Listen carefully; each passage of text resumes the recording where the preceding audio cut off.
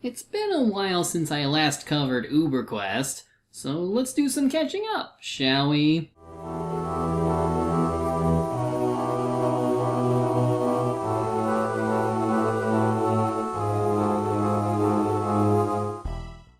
For those who don't know, UberQuest is a webcomic set in a fantasy world of anthropomorphic animals. It's actually in the middle of a refurbishment with its reforged version, which adds 30 more pages between chapters 1 and 2 that can help flesh out the story more. The main character is a cat named Sesame, who may or may not be affected by some dark eldritch entity because of the recent Uber she acquired, and she's been getting some really strange dreams, and things only get weirder from there. For this video, I'm going to go through chapter 5. If you want to read along, just be warned that there's quite a bit of fan service, which I know could turn off a few people. And with all that out of the way, let's return to the world of UberQuest. First, we finish up chapter 4 because that's where we left off. As a reminder, Sesame was having issues with her dreams, she got attacked by a monster, she killed it, and after an existential crisis from Claire, everyone was going to eat. Most of the party is at ease, though apparently Claire is still upset and won't come out of the cave, which is bad because, uh-oh. Vague, no, not now. And with chapter 4 done, we enter chapter 5 itself, Augmented. As Claire is taken, her friends quickly come to her aid. Thankfully, these kobolds aren't really threatening, so they go down pretty quickly. One of them has something come out of its material bag, and it's one of those plant creatures that knows Proto, Claire's robot friend. She tries getting more information, since it can only communicate through drawing, and one of the drawings it makes resembles Kibbles' master, Winsley. They might be able to see him soon, so she and Kibbles try to get Farin to help them on their little excursion tomorrow. That night, Sesame has another dream. This time everyone is a sky pirate. At least this dream is epic and totally not— and there it is. The Eldritch Horror returns. Not bad for your first phase. Do you still think you are dreaming? Well, for a moment she was, but then you had to break reality. Once she wakes up, she sees some residual slime coming out of her eyes. Better hide it before someone notices. Anyway, Farin decides to loan Sesame a new sword and shield to better arm her. At least they look actually good and not garbage. Hey, this is primo garbage, alright? Not just any old junk. Well, excuse me, Mr. Rat Salesman. Farin, Kibbles, and Claire go through the cave, with Scrab the Mimic shrinking down just to fit inside. Sesame is staying behind with Mason, who is fast asleep. When he gets up, she gives him breakfast and opens with this. I want you to be my boyfriend. What do you say? Wait, what? I think I swallowed too much. I'm choking! Mason is a little reluctant since he's never been in a relationship.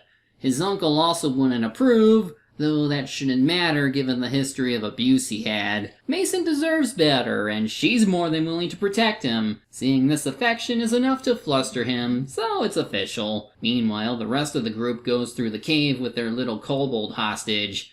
Claire throws a little shade at Farin's business practices, and while Farin tries to be nice to the kobold by letting it loose a bit, freedom!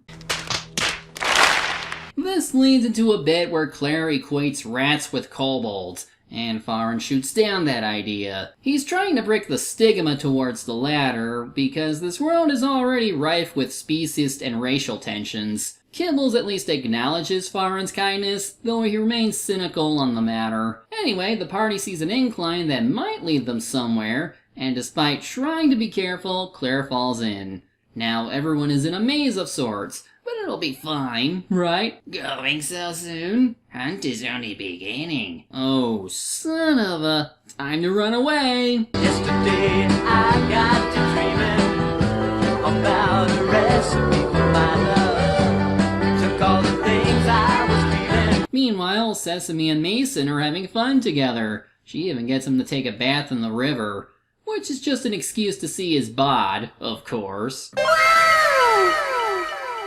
Anyway, the others find a place to hide, and Kibbles notices some kind of magic lock. Activating it drops everyone into Winsley's house. So at last, the two missing friends can finally reunite. I'll never ever let anything like this happen again, little dude.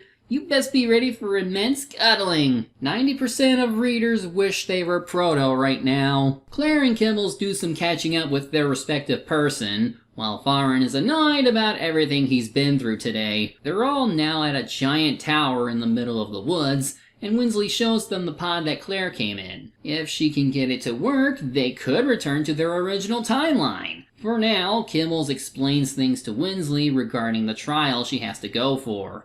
And Farron talks to Kibbles about the Iron Ward, the freaky cult that is out to get her. She did attack its members in the past, even if it was still on accident, but like that's gonna stop them. And it looks like Winsley might know something about that, and we'll discuss it with her later. That night, it's time for Farron and Claire to have their own moment together. It starts off slow, like it almost seems like they're not gonna make up, but they connect when Claire talks about her homeworld, which is a space colony because their original planet was becoming unlivable. So assuming that the planet was the future version of the one she's on now, what could have happened to make this possible? Then again, some of the new pages from Reforged Chapter 1 show that the Farrens came from another world. So perhaps this is the same with her. Claire does admit to being a bit of a pain these past few days, and it looks like she might have a thing for Farron. Really have a thing for him. And they're both drunk too, so...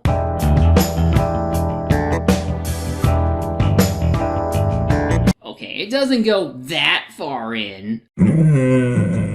Shut up. By the way, I thought this shadowy figure was Scrab, but it's some armor-clad individual with one of the Uber eyes on the helmet. They're stealing the Abyssium battery that Claire needs to power the pod. They then tripped over something, which got Farron's attention. Hey, I didn't say stop, it was getting good. Remember, these videos are for mature audiences. Oh wait, they continued their makeout session. Right in front of the armored individual too. How did Farron not see them?